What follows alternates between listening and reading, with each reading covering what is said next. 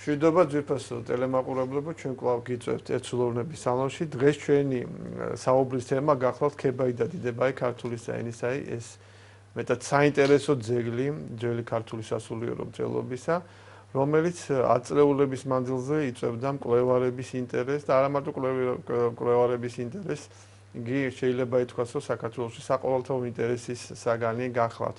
აი ამ საკითხზე სასაუბრად მოვიწვიეთ ქალბატონები ლაურა გრიგოლაშვილი, ქალბატონი დარეჯან კუხიძე, ქალბატონი ლელა ხაჩიძე, ყველა მათგანი ფილოლოგიის მეცნიერებათა დოქტორი გახლავთ. ტრადიციულად გადაცემას უძღვება დეკანოზი ზურაბ ცხოვრებაძე. აი ქალბატონ ლელა, იქნებ დავიწყოთ იმ ეპოქიდან, როდის შეიქმნა ეს ძეგლი, რა წიაღში შეიქმნა, ვის მიერ შეიქმნა? მის სახელს უკავშირდება ცნობილი საგალობელთა კრებულების იადგარების შედგენა. იოანე ქართველის კალენდარი, რომელიც დღეს არა მარტო ქართული, არამედ ევროპელი მეცნიერებისთვისაც, ლიტურგისტებისთვის სამაგიდო წიგნს წარმოადგენს ცნობილი ბელგიელი ქართველოლოგის ჟერარ გარიტის დამსახურებით, რომელმაც პალესტინურ-ქართული კალენდარი იოანე ზოსიმესი გამოსცა ფრანგულად შესანიშნავი განმარტებებით და ამით სამუდამო გახადა ის ფაქტი, რომ ლიტურგიკის კვლევა ამ ძეგლის გარეშე შეუძლებელია. აი ამ პალესტინურ კალენდარში, სადაც შესული არის 4 დიდი მონასტრის ტრადიციები, იოანე ზოსიმე საკმაოდ უჩვეულო ფაქტის წინაშე გვაყენებს. მან ამ ბერძენ მოწამეთა გვერდით შეიტანა 8 ქართული ეკლესიის 8 ხსენება და ეს მის სულისკვეთებაზე აშკარად მეტყველებს. 8 წმინდანის ხსენება. დიახ, წმინდანების, ქართველების და 3-იც, ერთი გახლავთ მცხეთის ჯვრის ხსენება, ყოველთა წმინდათა ხსენება 11 დეკემბერს და დანარჩენი უკვე ქართველი წმინდანები. როგორ შეიძლება ჩვენ შევაფასოთ აი მთელი მისი სამწეულო მემკვიდრეობა, რომ ავიღოთ ერთიანად, აი ეს აღნიშნული ძეგლი ქებაი და დიდებაი რამდენად ზის კონტექსტში ყველა სხვა ცხოველებებს თუ რაღაც ცალკე მდგომია, თუ რაღაც განსხვავებულია, რაიმე ამდაგვარი განმასხვავებელ ნიშანს ვხედავ ჩვენ ამ ძეგლთან დაკავშირებით.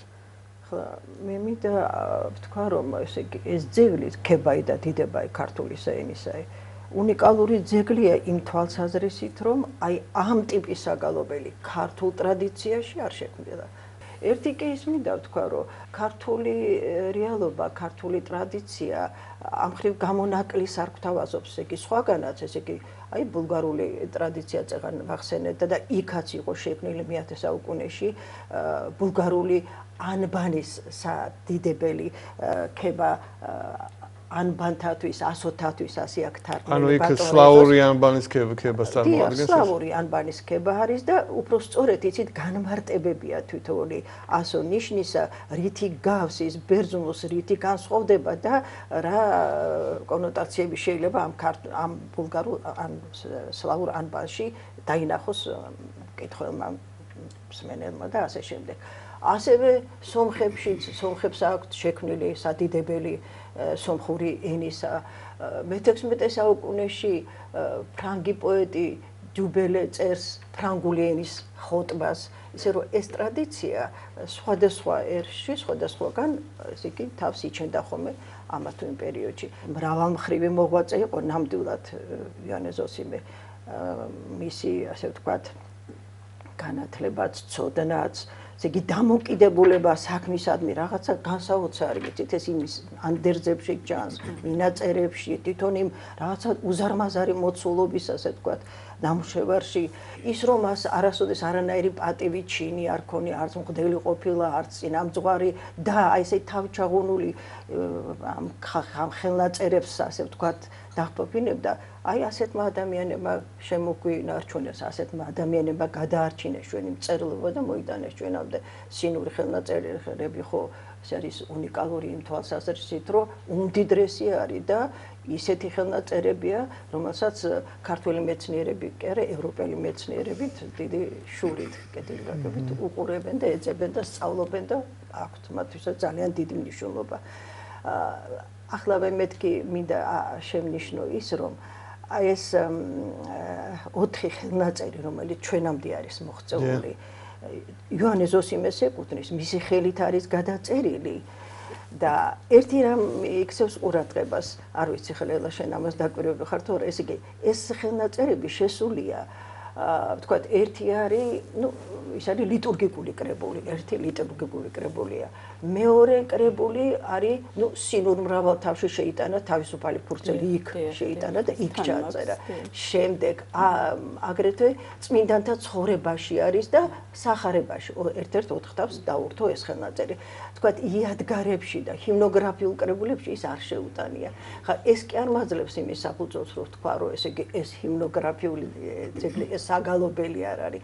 ეს არის ესე იგი ქება, ხოტბა, უფრო ჰომილეტიკური ჟანრის ნაწარმოები, უფრო ქადაგება, ხოტბა, ესეთი სახოტბო პოეზია შეიძლება ასე ითქვას, ვიდრე საკუთრივ ჰიმნოგრაფია, რადგან ჰიმნოგრაფიის ბევრი ნიშანი მას აკლია, ნამდვილად არ აქვს. თუმცა ესე იგი განსაცვიფრებელია და ალბათ ჩვენ წავიკითხავთ კიდეც ფრაგმენტებს ამ ტექსტიდან, როგორ არის აგებული მთლიანად ეს ნაწარმოები, როგორი რიტმი, როგორი რაღაცა მოწესრიგებლობა იმ ღრმა შრეებთან ერთად, როგორ ჩარჩოშია მოქცეული და როგორ ასე განუწყვეტ მისდევს ესე დაესენა იმ ძინარეი, დაახალმა ნინომ, და მეგობრობა ამისთვის თქვა და ოთხისა დღისა დასახარებისა და ასე იწყება ყოველი აბზაცი და ამას თავისი დატვირთვა აქ ეს რიტმულ ასე თქვა რაღაცა მოლოდინს ქმნის და მთლიანად კრავს ამ ნაწარმოებს რაღაც პოეტურ ელფერს ანიჭებს. სხვა სიღრმეებზე და სხვა შრეებზე გვმართებს საუბარი, თუ კი მოვახერხებთ, რაღაცნაირად მიუახლოვდეთ ამ ძეგლს.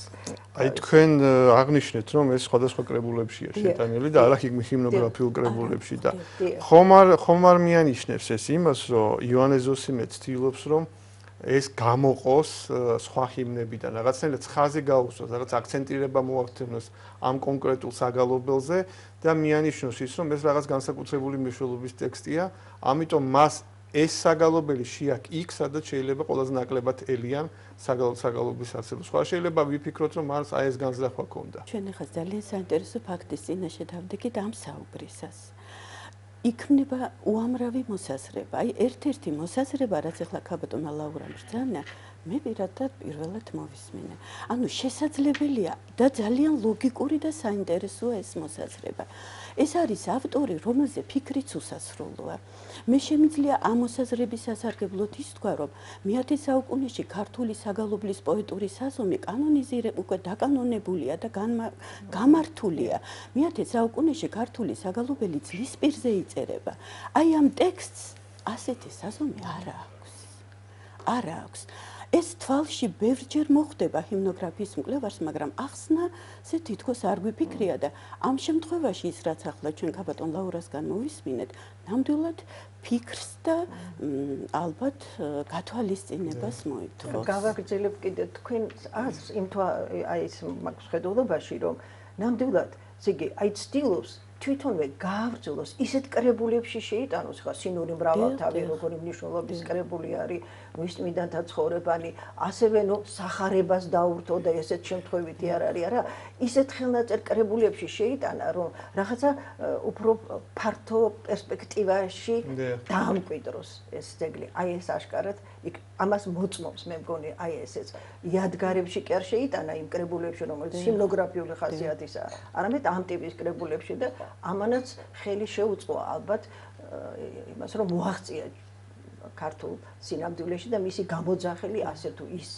ისმის მაინც ქართულ კულტურაში. აი ქალბატონო დარეჯან თქვენ რამოდენიმე წლის წინ გამოეცით ქალბატონ ბაბილინა ლომინაძის წიგნი რომელიც სწორედ ქებაის ეხება. ქალბატონი ბაბილინა ძალიან საინტერესო და მნიშვნელოვანი მეცნიერი გახავთ საქართველოს ეკლესიის ისტორიის მკვლევარი სამწუხაროდ დღევანდელ დღეს მას ნაკლებად იცნობენ, მაგრამ ალბათ მოვა დრო, როდესაც მისი ნაშრომები უფრო მეტად ცნობილი გახდება. აი ეს წიგნი, რომელიც მე წაკითხული მაქვს, ჩემის აზრით ძალიან საინტერესო წიგნი გახლავთ და ძალიან ბევრ რამეს, რაც თითქოს და ბუნდოვანია და რაც ნელად ასახსნელია, ნათელს ფენს. მეც ასე მგონია. იმიტომ რომ ყველა ის გამოკვლევა, რომელიც კი შეხები ამ შესანიშნავ ძეგლს, ქალბატონ ბაბლინას დაწვრილებით აქვს შესწავლილი. თქვენ წარმოიდგინეთ, საპასუხო წერილებიც, კრიტიკული წერილებიც აქვს მას ამაზე დაწერილი, სამწუხაროდ ამ წერილების გამოქვეყნება ჯერჯერობით ვერ მოხერხდა, მაგრამ ვიმედოვნებ, რომ მომავალში ეს წერილებიც იხილავს დღის სინათლეს. როდესაც იკვლევენ საერთოდ ამ ძეგლს, არავინ არ ითვალისწინებს იმას, თუ რატომ შეიქმნა ეს ძეგლი, რომელ წიაღში შეიქმნა, ვისთვის შეიქმნა და აი ამას ყველაფერს აქვს უდიდესი მნიშვნელობა. ეს რა თქმა უნდა ჰიმნოგრაფიული ძეგლი, ეს არის ჰიმნი და თქვენ იცით, რომ უბრალოდ ჰიმნის ობიექტი ყოველთვის იყო ღმერთი, წმინდანი და ასე შემდეგ. ამ შემთხვევაში ჰიმნის ობიექტი გახლავთ ქართული ენა. აი ეს არის უჩვეულო, ეს არის უცნაური სწორედ. ეხლა თუ ჩვენ ბაბილონელოვინაძის შრომას გადავხედავთ, ნახავთ, რომ ეს არის თეოლოგიური ისტორიული ნაშრომი. ანუ ყველაფერს ის თეოლოგიური კუთხით განსაზღვრავს. ასეც უნდა იყოს, იმიტომ რომ მოგეხსენებათ სასულიერო პირი მე-10 საუკუნის მოღვაწე წერს იმ წრისთვის, რომელიცაც ესმის ის, რასაც წერს, არა? სამღვდელოება განსაკუთრებით, ასე ვთქვათ, კარგად იგებს ამ ნაწარმოებს.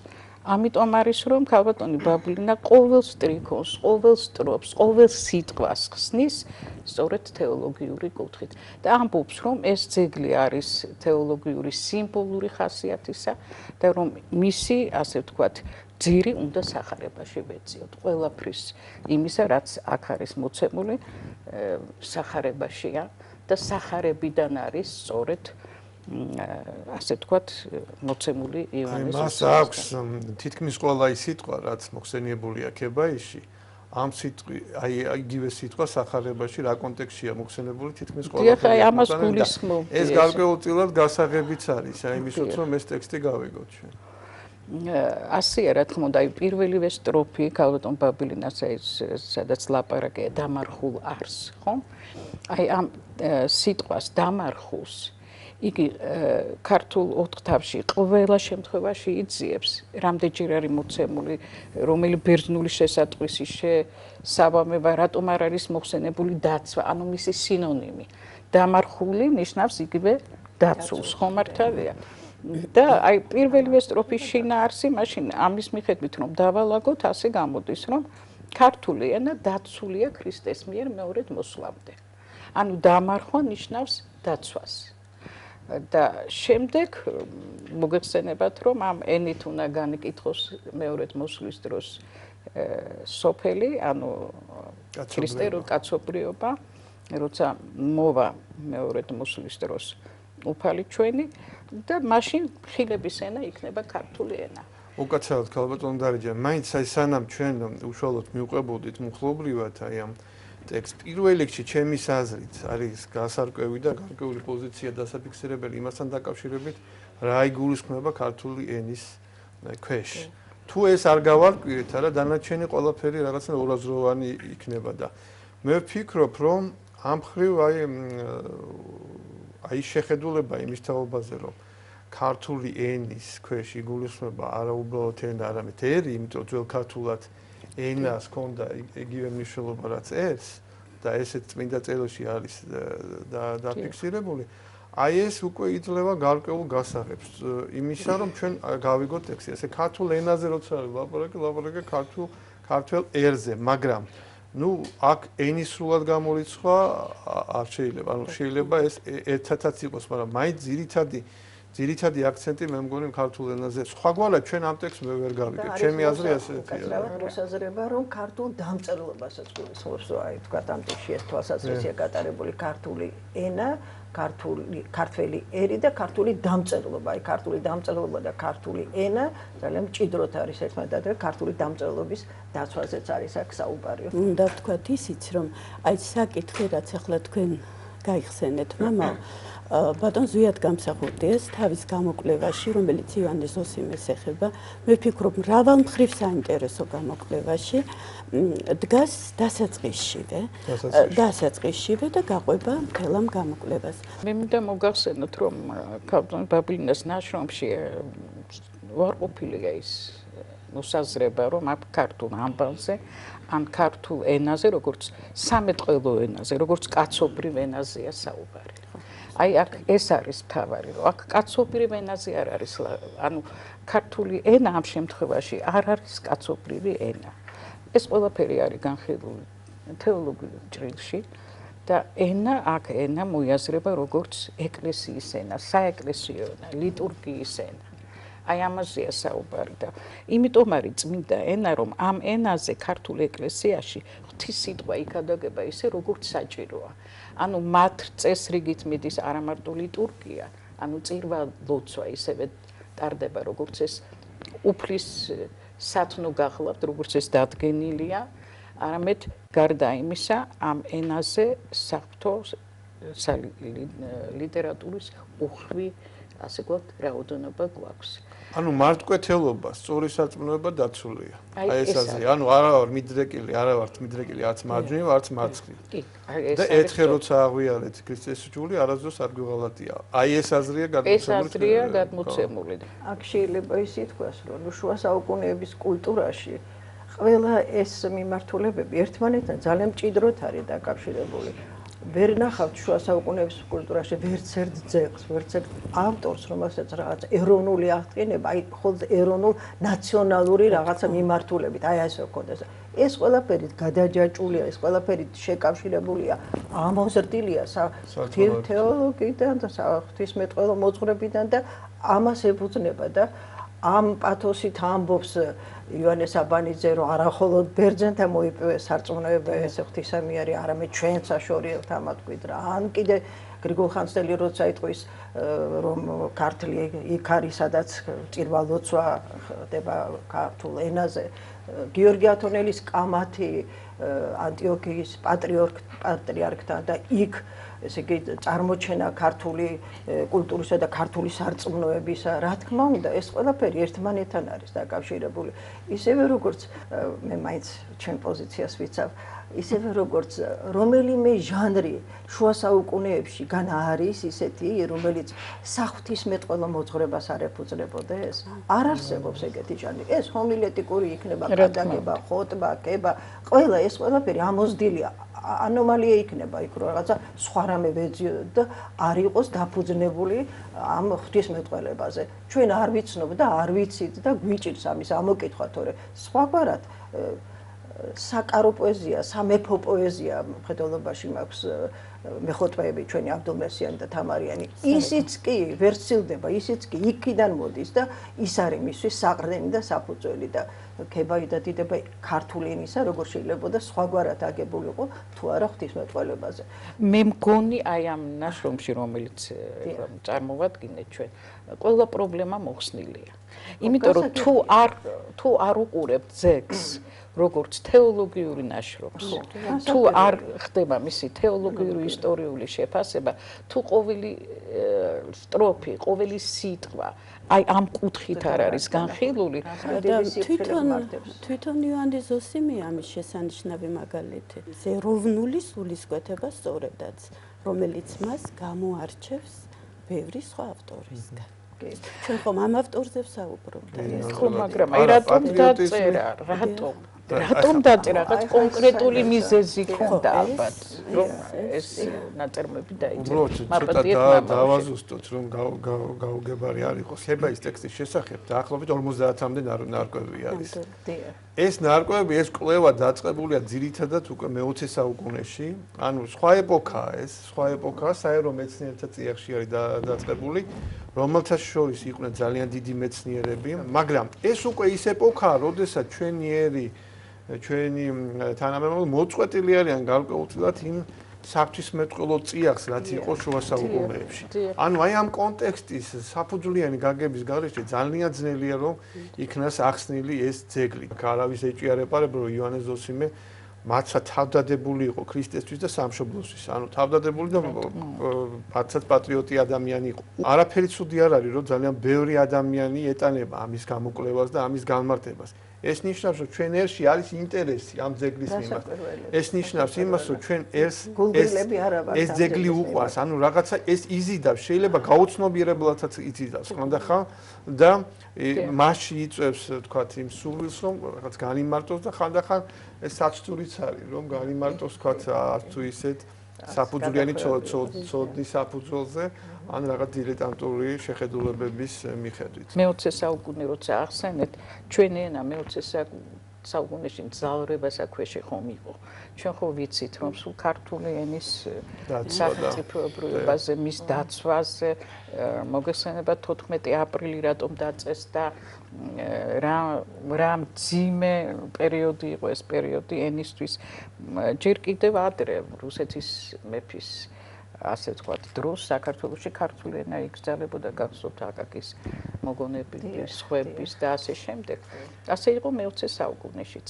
ანუ ძლავრებასა ქვეშე მყოფი ენა. აი ასეთი რამ უწერია ქალბატონ ბაბილინას, იმიტომ რომ იტყობა იოანეს ზოსიმეს დროსაც იყო რაღაცა შეიძლება ასეთი ნიშნები არა, როგორც ახლა ჩვენ ქონდა მე-20 საუკუნეში და ასე შემდეგ, მაგრამ ლაპარაკია აქ ბერძნულ ენაზე. კერძოდ რაზე? ლაპარაკია იმაზე, რომ ქართული ენა, აი თქვენ წეგან კითხვა დამისვით, რატომ არის წმინდა? იმიტომ რომ ქართულ ენას არასდროს გადაუხვევია მართლმადიდებლური რწმენისათვის თავის ეკლესიურ, ასე ვთქვათ, შემოქმედებაში. აი ენას როგორ შეუძლია გადაუხვევას? ადამიანი უხვევს. არა, მე ენას როგორ შეუძლია? ენა ხო ღვთის სიტყვაა. ღვთის ქადაგებაა, ხო? ენა რას გვაძლევს ჩვენ? გვაძლევს ღვთის სიტყვას, ხო? აი ბერძნულ ეკლესიებშიო, ქალბატონ ბაბილინა წერს, იქადაგებოდა მართალი სარწმუნოების გვერდით ერესი. ანუ იმ ენაზე იქადაგებოდა ერესი, მწვალებლობა რა. მწვალებლობა. ამ გაგებით არის წმინდა. რომ ამ ენით არ იყო ნაქადაგები ერესი. აი ეს არის.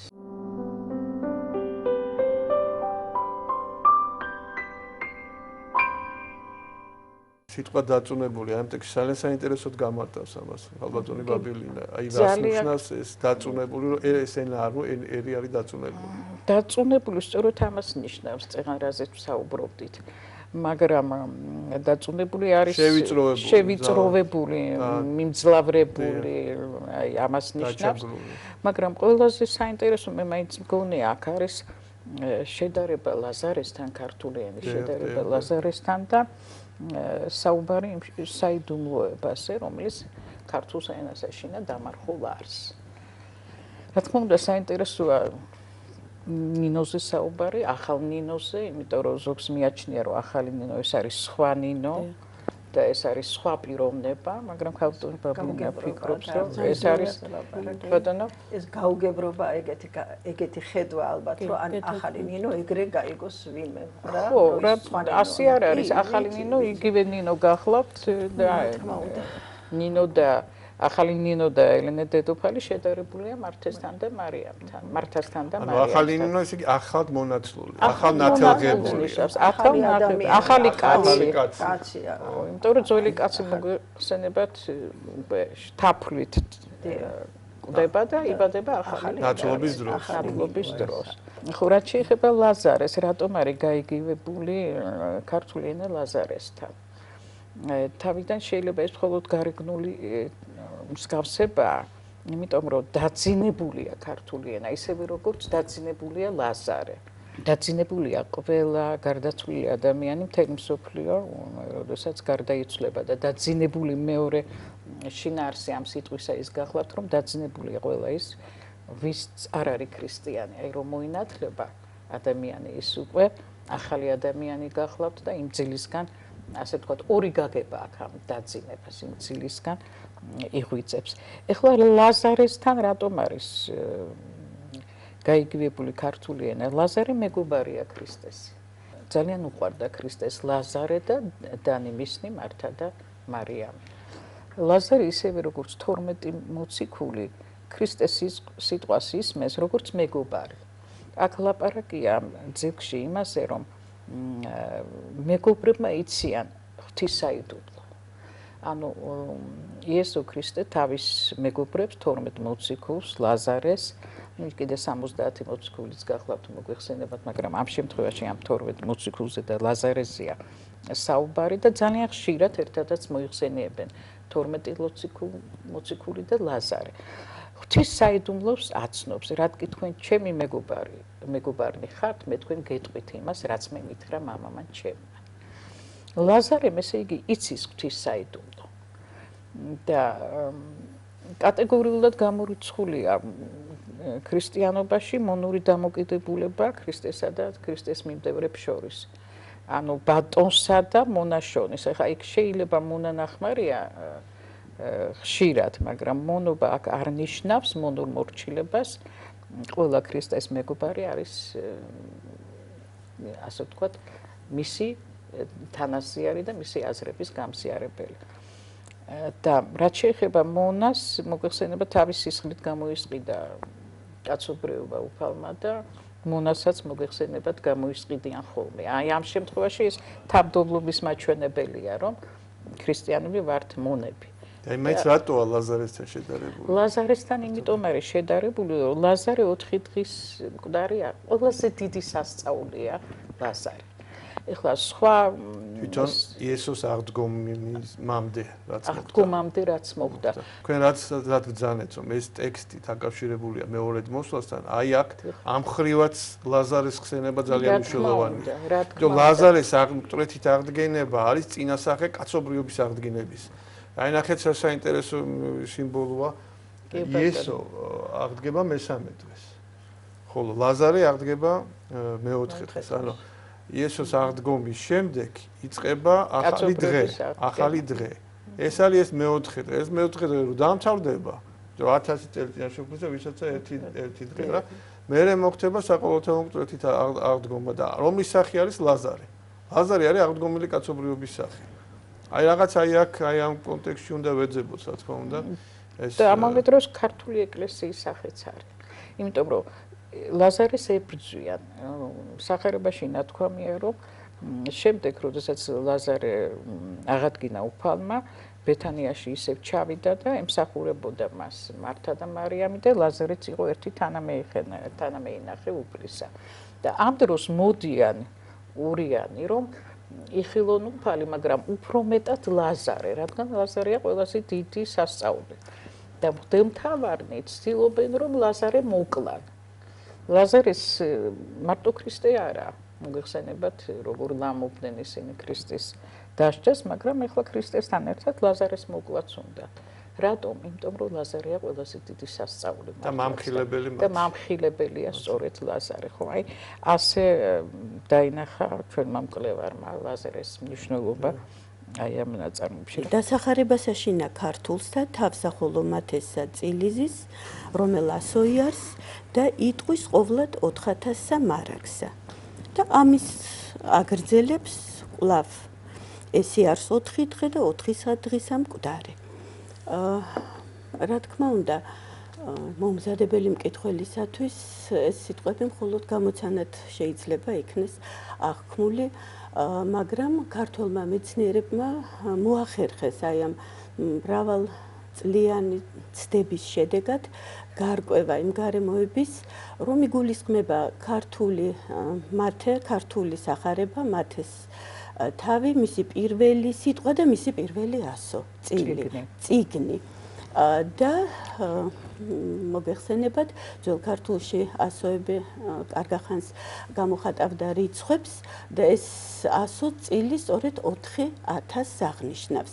და იოანე ზოსიმემ იმის ნათელსაყოფად, რომ ამ ენაში მრავალი საიდუმლო, არა მხოლოდ ეს, არამედ მრავალი სხვა, რომელზეც ის აქ ვერ საუბრობს და რომელსაც მხოლოდ გვამცნობს, მოიტანა ერთი ეს მაგალითი. მე ვფიქრობ, რომ ეს საკითხი იმდენად ცხადია, რომ შეიძლება გარკვეულად ჩაითვალოს, რასაც არ ვიცი თქვენ როგორ ფიქრობთ, შეიძლება ვერ ვიტყოდით შემდეგ დებულებასთან მიმართებით და სასწაულად ესი აქუს 90-14 წელი. უმეტეს სხვათა ენათა ქრისტეს მოსვლიდან ვიდრე დღესამომდე. ამ უხდან დაკავშირებით მრავალი გამოკვლევაც არის, წიგნშიც არის ამის შესახებ მსჯელობა, მაგრამ ალბათ ჩემი აზრით ის კვლავ დაფიქრებას მოითხოვს მომავალში, სრული სიცხადით რომ მოხდეს მისი განმარტება ყველასთვის. და რა შეიძლება ვივარაუდოთ ამასთან დაკავშირებით? აქ ჩვენ უნდა ვთქვათ პირველ ყოვლისა ის, რომ იოანე ზოსიმეს ამ გვარი საკითხები ზოგადად აინტერესებდა. მას მოგეხსენებათ აქვს მთელი წიგნი, რა, მთელი გამოკვლევა კრებაი თვეთა და წელთაი, სადაც ის ეხება სწორედ ამ რიგის საკითხებს თეორიულად, განიხილავს სხვადასხვა მოსაზრებებს და შემდგომ წერს, რომ ქორონიკონის საკითხებს როცა ეხება, რომ ქართული სათვალავი მეტია, უმეტესია, 112 წლით მეტია შედარებით სხვებთან. ეს მოწმობს ერთი მხრივ იმას, რომ ვიმეორებ, მას ამგვარი საკითხები აინტერესებდა და ეს სულ არ არის შემთხვევით მოტანილი, დიდი ფიქრის და შრომის და ცოდნის შედეგია. მაგრამ მეორე მხრივ ხვდებით განსხვავებას რიცხვებს შორის. 430-14 წერია ერთ ვერსიაში, არის ზოგიერთი ხელნაწერი, სადაც 104 წერია, 94-ის მაგიერ და აი ამის შემდეგ იწყება უკვე ფიქრი, რას უნდა ნიშნავდეს ეს. მე ნამდვილად ჩემ თავზე ამას ვერ ავიღებ, რომ ვთქვათ, დღეს დამაჯერებელი რაიმე მოსაზრება მსმენელს მივაწოდო, მაგრამ შეიძლება ალბათ ვთქვათ, ერთ-ერთი მოსაზრება, რომლის მიხედვით ქართული წელთაღრიცხვა, ოღონდ ქვეყნის შექმნიდან 96 წლით სხვაობს და რიცხვები ახლოსაა, 96 და 94, ოღონდ ჩვენი ავტორი აღიქვავს ქრისტეს მოსვლიდან ვიდრე დღესამომდე.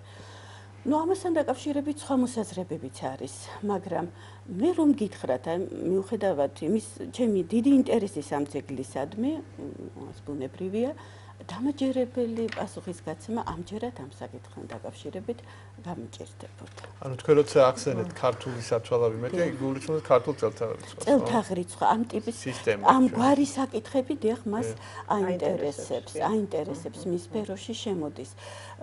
ისევე როგორც ბევრი სხვა რამ. კარგად არის. აი საოცარია საერთოდ რომ მივყვებით მის ნაშრომებს, როგორ შეიძლება ყველა პრობლემას ეხმაურებოდეს, რაც კი მის თანამედროვე აზროვნებაში არის. თქვენ ბრძანეთ რომ მრავალი საიდუმლოა ამ ძეგლში. აი ეს სიტყვები რაც არის. მრავალი საიდუმლო. ეს მრავალი საიდუმლო მართლაც აი მე ხა უბრალოდ წავიკითხავ ამონარიც რომ საიდუმლო მართლაც შეიძლება იყოს მრავალი. სახარების მიხედვით არის საიდუმლო შობისაი, განკაცებისაი, საიდუმლო განხორციელებისაი, საიდუმლო გარდამოსვლისაი, აღდგომისაი, ღვთის სიტყვისა, საიდუმლო ფერიცვალებისაი, საიდუმლო განცხადება უფლისაი და ასე შემდეგ. რომელ საიდუმლოზეა აქ ლაპარაკი? კიდევ შეიძლება მრავალი საიდუმლოს ჩამოთვლა. აი საიდუმლო რომლის სურათია იქ. მაგრამ აქ სრულიად ამ კვლევაში სრულიად ნათლად ჩანს ის რომ ლაპარაკი აქ 7 საეკლესიო საიდუმლოზე. ეს საიდუმლო ამ საიდუმლოების აღსრულება, აცლობა იქნება ეს მინონცხება, აღსარება, ზიალება და ასე შემდეგ. ფლობა, ქორწინება და ასე შემდეგ. ეს არის მადლის მიზიდვის წყარო, ანუ ეს აძლევს ადამიანს მადლს, აძლევს ადამიანს განწმენდი საშუალებას. ხო, იმიტომ რომ თავიდანვე ვთქვით რა არის ადამიანის ამ ქვეყნიური ცხოვრების მიზანი, რომ ემსადოს საცა სასუფევლისათვის, არა? და რომ ამ განწმენდაში სასუფეველში მოხვედრისათვის მას ეხმარება ეკლესია. იმიტომ რომ ადამიანს მარტო ეს არ შეუძლია. ეკლესია ეხმარება სწორედ ამ საიდუმლოებების შესრულებით. და სწორედ ამას წერს იოანე ზოსიმე, რომ ყოველი საიდუმლო ამ ენას აშინა დამარხულ არს, რომ ქართულ ეკლესიაში, ქართულ ენაზე, რომელიც მდიდარია საღვთისმეტყველო ასე ვთქვათ, ლიტერატურით, ამავე დროს ლიტურგია ტარდება მართწესილით და სწორედ ისე იგი აქ არ აგვაქვს არც ერესი, არც გადახვევა, 7 საიდუმლოს შესრულებით ადამიანს ეძლევა საშუალება, რომ განიწმინდოს ცოდვებისაგან და წარდგეს უფლის სამსჯავროს წინაშე. მე აღვიქვამ აი ამ მოსაზრებას უფრო იმ კუთხით, რომ არის ახლა საღვთისმეტყველო ლიტერატურა ბუნებრივია უნდა იყოს, როდესაც ეკლესია არსებობს, მაგრამ თავარი აქ ის არის, რომ ეს სრულდება სწორად. მართლმადიდებლური დოგმატიკის, მართლმადიდებლური კანონიკის, მართლმადიდებლური ტრადიციის შესაბამისად. აი ამ საიდუმლოში ეს იგულისხმება. არა რაღაც ისეთი საიდუმლო, რომ ესენა არის დამარხული, როგორ საიდუმლოდ შენახული და რომ საიდუმლო არა როგორც იდუმალი, დრევანდელი გაგებით რაღაცა ჩუმად როკეცებად. თუმცა მე საცდურია ხშირად აი ეზოთერულს ხმარობენ ამ ტერმინს, ანუ აი ეს უკვე არასწორი მიმართულება აი ამ ძეგლის აღსაქმელად. ბერძნების ქედმაღლური დამოკიდებულება ვთქვათ ასე სხვა ენებისა და სხვა კულტურების მიმართ იმ ოპოზიციაში ცხოვრდება ელინი, არაელინი, ბერძენი, ბარბაროსი. ეს ბარბაროსი მე ჯერ უწოდეს იმის გამო რომ დასინოდნენ, კარგად ვერ მეტყველებენო არაელინებიო ბერძნულ ენაზეო და ბარბარ ასე წარმოთქვამენ სიტყვებსო და მე უკვე გაავრცელდა და საერთო შინაარსი ასეთი ბარბაროსისა, რომ უკულტურო ერებს ბარბაროსები ეწოდებოდათ. ისე რომ დაპირისპირებები ნაირ-ნაირი იყო და როდესაც ბერძნები ესე იგი ასე ცდილობდნენ რაღაცნაირად თავისი უფლებების გაავრცელებას და უპირატესობის ასე ვთქვათ გამოკვეთას სწორედ აღმოსავლურ საქრისტიანოში. აი მაშინ უკვე ყველა ცდილობს დაუპირისპირდეს აი ამ ტენდენციას და არ არის გამორიცხულიო ეს პოეტერი ამას წერს და მინდა ეს ციტატა ეს მამონარიდი წავიკითხო რომ აი იოანე ზოსიმემ გაამახვილა ყურადღება იმაზე თუ ებრაული ენა უძველესი და უპირველესი ენა კაცობრიობისა ქართული ენა იქნება ბოლო ენა ესე იგი აი ამ ენაზე მოხდება განკითხვა ცოდვილთა კაცობრიობისა და წერს ასეთნაირად რომ არგუმენტიო ქართული ენისათვის საქართველოს შესაბამისად ქართული ენის ისტორიიდან კი არ მოიტანა არამედ ესქატოლოგიური მომავლიდან თუ თავდაპირველობა ებრაელთათვის მისი სიწმინდის არგუმენტია ქართულისათვის ამის ბადალი არგუმენტი უნდა იყოს ის რომ სწორედ ქართული იქნება განკითხვის და შესაბამისად კაცობრიობის უკანასკნელი ენა თუ თავისი პირველი სიტყვა კაცობრიობამ ებრაულად წარმოთქვა და ამით ეს ენა წმინდა და აღიარებული უკანასკნელი ენა სწორედ ქართული იქნება და ბოლოს ამბობს მართალია მსჯელობით ლოგიკით მისი დასაბუთება ვერ მოხერხდება ამაზე მაგრამ სანამო დამტკიცება ვერ მოხერხდება მისი უარყოფაც შეუძლებელია მე ევროპული მენტალიტეტით გააგრძელებს მსჯელობას და არის ამაშიც ესე იგი ლოგიკა რომ ჩვენ ეს მოსაზრება ჩვენ შეგვიძლია თავისუფლად გადავიტანოთ ერზეც იმიტომ რომ მარტო ენა კი არ ესე იგი მარტო ენის მხრივ კი არა ასე ვთქვათ თავს იმაღლებდნენ ვთქვათ ბიზანტიელები რომ აი ჩვენი ენა არის სწორედ ოზე მთავარ ქრისტიანულად და პრინციპში ესეც იყო იმ თვალსაზრისით რომ საქმისმეტყველო ლიტერატურის უმრავლესობა სწორედ ამ ენაზე არის შექმნილი მაგრამ თვითონ ეროვნულადაც რაღაცნაირად აი ძნელად აი ქრისტიანობის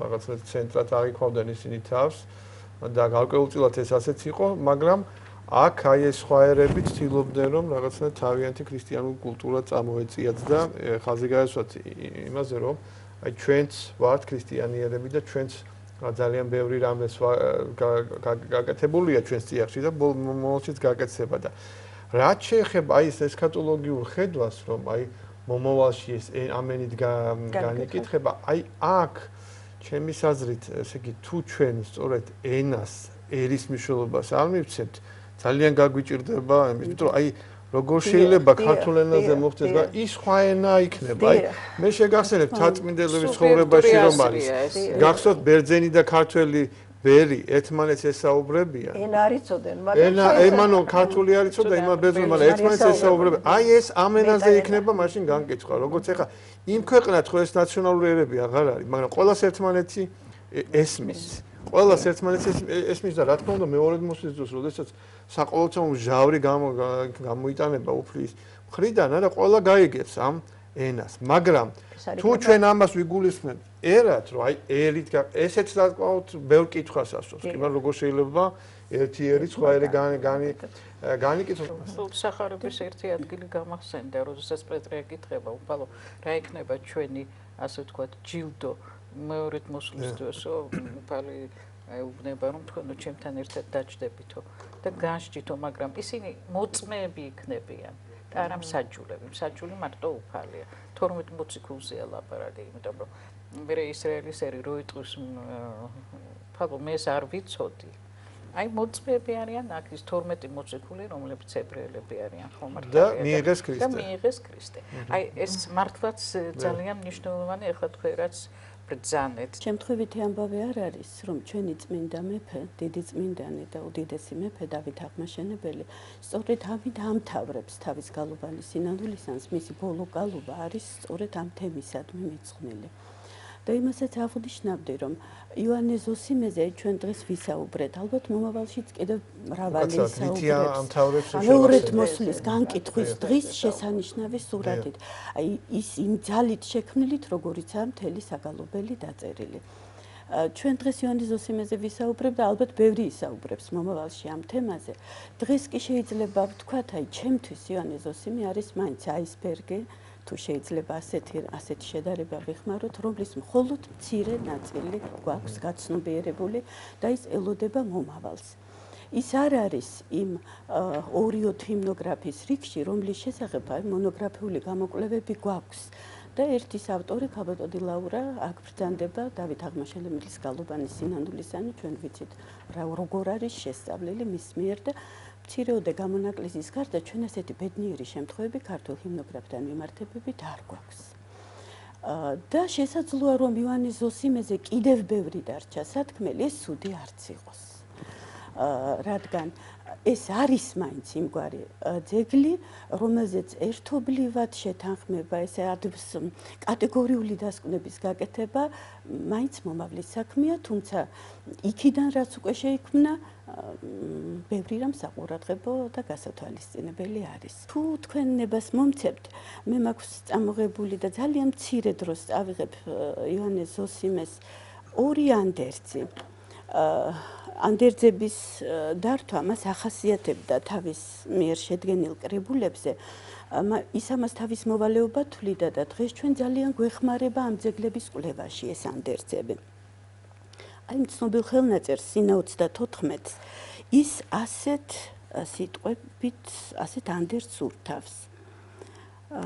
ოსაშინელი ესე და ზარის ხდელი საქმეი მოწევნადი ჩვენზე და ძმანო ჩემნო, რომელსა ყოლადვე უგლომელარიან გონებანი ჩვენნი და შესულებულ ცნობანი ჩვენნი, რამე თუ დღეს აჰა ესერა თვალნი ჩემნი წერენ ამათ სიტყვათა და იყოს ჟამი, ოდეს იგი თქვენ აღმოიკითხვიდეთ, მიწა და ნაცარ ქმნულ იყვნენ ამის მწერელნი. ჩვენ საუბრობთ ადამიანზე, რომელიც ასე ფიქრობდა, ასე უსწორებდა დროს მომავალს და ასე იმედოვნებდა, რომ მისი სიტყვა არ იქნებოდა დავიწყებული და კიდევ ერთ მცირე მონაკვეთს ანდერძს თავისი წესი აქვს, როგორც ყველაფერს სასულიერო მწერლობაში და აი სინუნრავალ თავზე აქ უკვე იქნა ეს წიგნი ნახსენები დართულ ანდერძზე, რომელიც იოანე ზოსიმემ შემოსა და გაუკეთა მას მესამედ, რომელშიც ჩაურთო ქებაი და დიდებაი და დაურთო ანდერძი. ის როგორც წესი არ ივიწყებს არავის, ვინც იყო მის გვერდით საღვთო საქმეში. ყველას, ვინც კი რამით დაეხმარა ამა თუ იმ ხელნაწერის შექმნას და აქაც ჩამოთვლილია ყველა, ვინც კი იყო მის გვერდით, ცოცხალნი და მიცვალებულნი, სულიერნი და ხორციელნი, რამე თუ ჩვენ ფრიად გვწამს თქვენი ლოცვა და ყოველი დაკლებული ჩვენი შეგვინდეთ ღვთისათვის და თქვენცა ქრისტემან შეგინდვენ და შეგიწყალენინ ყოველნი. ამენ. აქ თითქოს ანდერძი უნდა დამთავრებულიყო, მაგრამ ამას მოყვება კიდევ ერთი. ქრისტე შეიწყალე მიქაელ და მიქაელ, გაბრიელ, კვირიკე, გიორგი, იოანე ზოსიმე და ყოველნი ძმანი და ყოველნი ქრისტიანენი და უფრო ის ყოველთასა, ყოველნი ქართველი. ასე მთავრდება იოანე ზოსიმეს ეს ანდერძი. მე უბრალოდ ვიტყოდი, რომ აი იმ ანდერძში ძალიან მნიშვნელოვანი რამეა მითითებული, რომ ესე იგი ის მადლობას უხდის იმათაც, ვინც უხილავია და ვინც უხილავად შეეწევოთ. აი ეს არის ძალიან მნიშვნელოვანი, იმიტომ რომ სწორედ იმიტომ აქვს ამ ტექსტებს ძალა, რომ ის საღვთო მადლით, ზეგარდამო მადლით იწერებოდა და ამიტომაც არის ეს განსაკუთრებული ტექსტები. ასე რომ ეს ძეგლი ალბათ ისეთი ძეგლია, რომელზეცაც უნდა ფიქრობდეს ყოველი ქართველი, რომელიც ჩვენი ცნობიერების ცენტრი უნდა იყოს და ღმერთს მაქნას, რომ აი ამ სულისკვეთებით იცხოვროს ქართველმა. ჩვენ დავასრულეთ ჩვენი გადაცემა, მე შეგახსენებთ, რომ ჩვენ დღეს საუბრობდით ძეგლზე ქებაი და დიდებაი ქართული საენისაი, რომლის ავტორი გახლავთ ივანე ზოსიმე და სასაუბრო ჩვენ მოვიწვიეთ ფილოლოგიის მეცნიერებათა დოქტორები, ქალბატონები ლაურა გრიგოლაშვილი, დარეჯან კუხიანიძე და ლელა ხაჩიძე. გადაცემას უძღვებოდა დეკანოზი ზურაბ ცხოვრებაძე. მე გემშვიდობებით, კარგად ბრძანდებოდეთ მომავალ შეხვედრამდე.